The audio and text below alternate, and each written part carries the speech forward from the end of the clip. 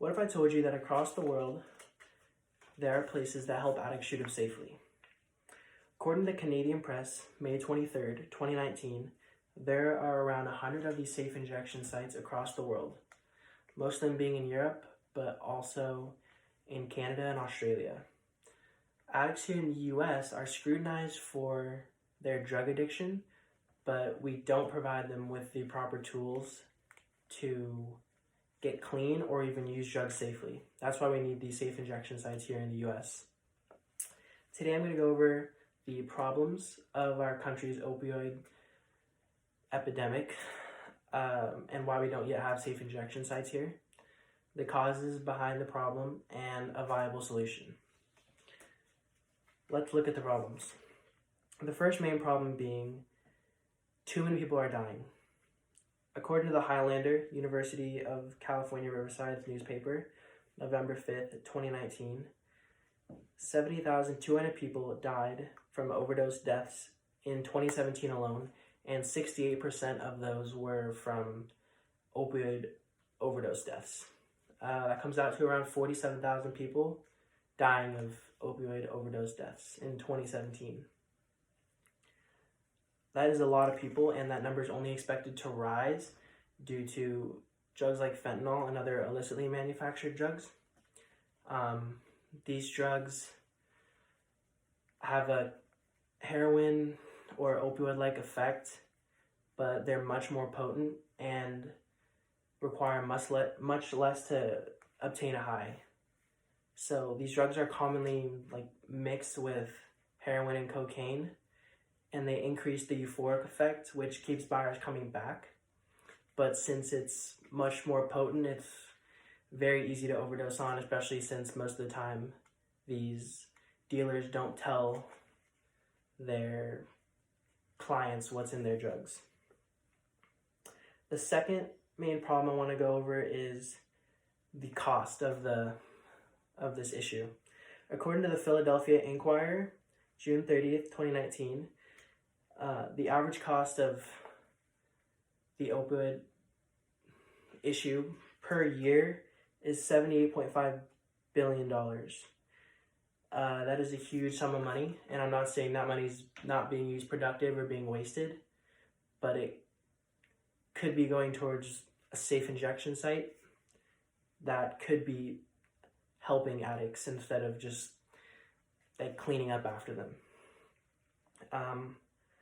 For example, according to the National Post, February 4th, 2020, in order to run a safe injection site for 20 years, it would cost $33.1 million, but would save $47.2 million in HIV and hepatitis C costs. So that's a $9.6 million in savings that could be put towards other important issues.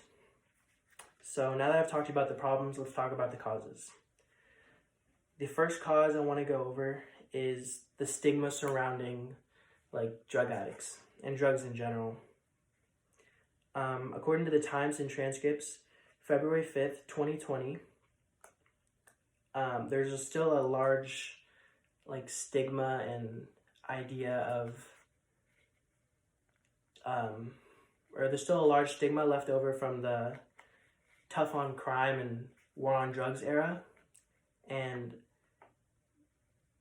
these address drug addiction as a criminal offense instead of what it really is, a mental health problem. And I think this is one of the main reasons we don't have safe injection sites here in the US, is because it's such a foreign concept to give people drugs, especially illegal drugs when they're addicts. That's such a foreign concept, but really it's being done all over the US or all over the world, and the research shows it works. So I think we need to kind of put that stigma behind us and look at the research and what it actually shows. The second cause I want to go over is the overprescription of painkillers or opioid medication. According to Stat News, April 9th, 2019, an analysis was done by Johns Hopkins School of Health, and in the analysis they looked at 350,000 prescriptions prescribed by around 20,000 surgeons from 2011 to 2016. Many of these prescriptions frequently exceeded guidelines from health centers and things like that. And one example of that is many prescriptions of 100 pills per week after surgery, with the prescription saying to take 1 to 2 pills every 4 to 6 hours. That's a lot of pills, and since they're also easily addictive, it's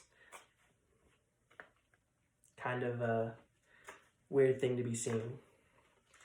So now that I've talked to you about the causes, let's talk about the solutions.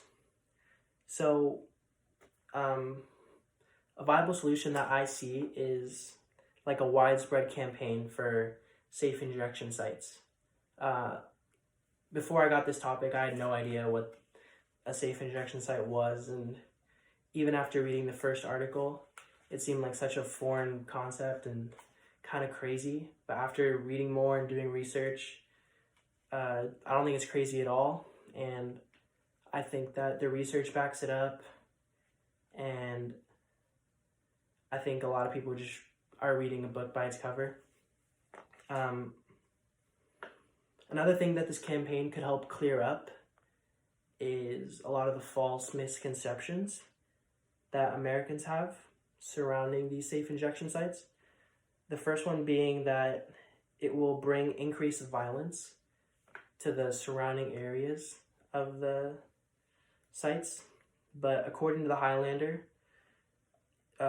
University of California Riverside newspaper, April 2nd, 2019, studies show that no increased gang violence or drug-related violence around the areas of the safe injection sites was shown. Another common concern of Americans is that we are making the drugs too accessible to the addicts, which is somewhat true, but that's also kind of the point of these safe injection sites. It's because a lot of the times addicts are going to get their drugs however they need to get their drugs because they're addicted.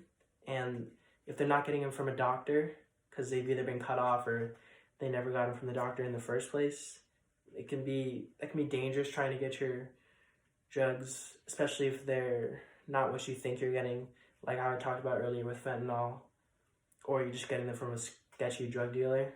I think these safe injection sites are a lot safer than that, and I don't think that I don't think it's going to make drugs more accessible necessarily. I think it's just going to make it a safer way to use the drugs, which is obviously going to help bring down overdose deaths and things like that. So now that I've talked to you about, this is a viable solution to the problem. Today I've talked to you about the problems of our country's opioid problem and why we don't yet have safe injection sites, the causes behind the problem, and a viable solution. Our opioid problem isn't going anywhere anytime soon, with death still on the rise, and America's resisting change like normal to this problem. But I think it's pretty simple. If we want change, we got to push for it. And 45,000 people dead, or 47,000 people dead per year, and $78.5 billion per year can be drastically reduced. But the only problem is no one knows about them.